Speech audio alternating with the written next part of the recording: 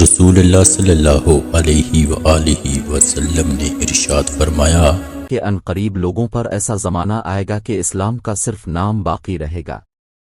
اور قرآن کی صرف رسم باقی رہ جائے گی۔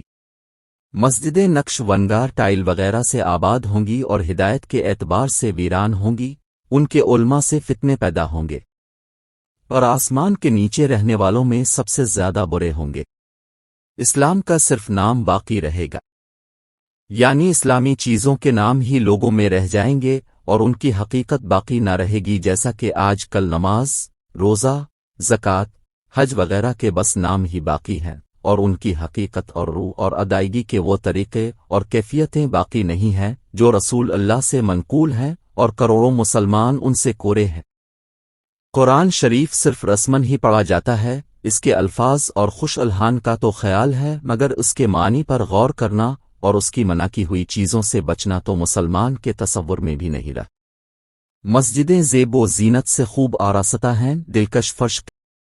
دیدہ زیب فانوس اور آرام اور راحت کی چیزیں مسجدوں میں موجود ہیں، مگر ہدایت سے خالی ہیں۔ مسجدوں میں دنیا کی باتیں تانے غیبتیں ہوتی ہیں اور علماء بگڑ جائیں گے اور رشد و ہدایت کی راہ چھوڑ دیں گے، تو عالم میں فساد ہوگا اور پھر اس کی زد میں علماء بھی آ جائیں گے۔ علماء دنیا داروں اور ظالموں کی مدد کریں گے اور پیسے اینٹھنے کے لیے دنیا کی مرضی کے مطابق مسئلے بتائیں گے۔ دوسرے انسانوں کی طرح آج کل کے علماء بھی فکر آخرت سے خالی ہو گئے ہیں اور اس فانی زندگی کو اپنے علم کا مقصد نہ با رکھا ہے۔ سیاسی لیڈر بننے، شہرت حاصل کرنے، روپیہ کمانے جوڑنے کی دھن میں سرگرداں ہیں اور ارشادات نبوی کی بجائے مخلوق کے خود ساختہ نظاموں کی طرف دعوت دیتے ہیں۔